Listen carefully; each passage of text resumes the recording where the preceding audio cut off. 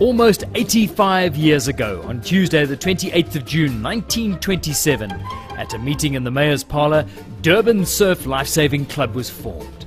Durban Surf is proud to be recognised as the first lifesaving club to be formed not only in Durban, but in South Africa.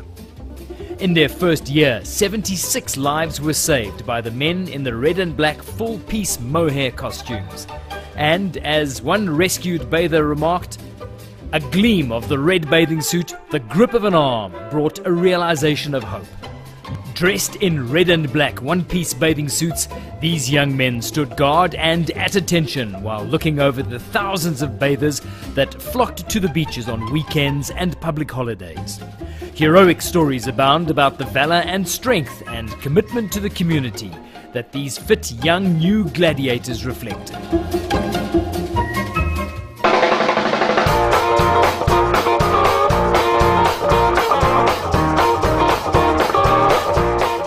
Towards the end of the Second World War, the first family names that cropped up in the third generation were starting to be noticed. Des Colopy and Des Cleaver, amongst others, are widely acknowledged as the forefathers of life-saving, dominating the heroic and much talked about rescues in massive seas and shark-infested oceans. And so, the sport of lifesaving developed from the original drive by the lifesavers to become fit and well-versed in difficult and dangerous surf conditions. Within a few years, an entire sport had sprung from this fledgling movement across the globe, known simply as the World or National Lifesaving Championships.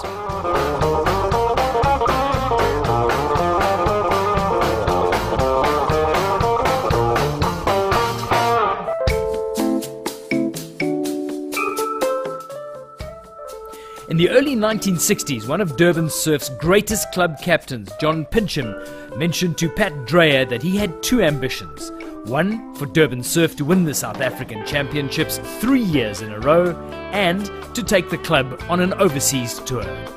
John never lived to see the day as he died in a fatal car crash.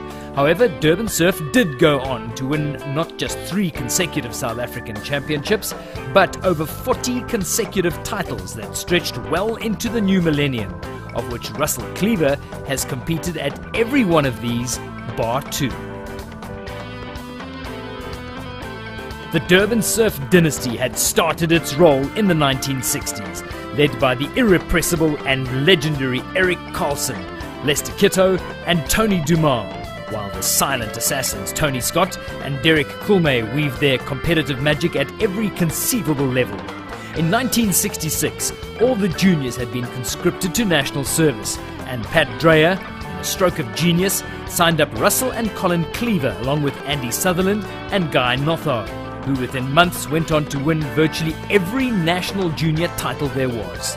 And so the mighty Red and Black was formed from a mad, motley band of superstars who went on to establish the legacy of the mighty Red and Black. And the overseas tour did finally happen when the sports embargo was finally lifted in 1993. Durban Surf went on to dominate the world by winning 2 World Club Championships in 1998 and again in 2004, captained and coached by the now SA swimming coach Graham Hill, Brett Pengeli and Julian Taylor. Durban Surf is the only non-Australian club to have ever won the world title, and they did it not once, but twice. Durban Surf Lifesaving Club is now a globally recognized powerhouse in the world of lifesaving. Behind the scenes of these life-saving competitions come the real purpose of the sport: to be at your very fittest and fastest to be able to save lives on the beach.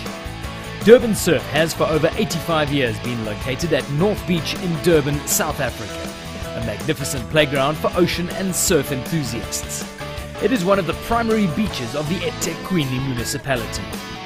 All members of the Lifesaving Club have to commit to a number of days per annum where they give of their time freely to guard and secure the bathers and beaches from danger and perilous conditions.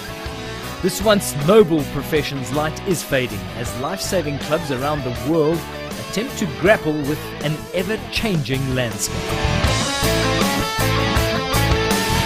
Durban Surf recognizes again the role that we, as a world-class and world-renowned life-saving club, should be offering the public.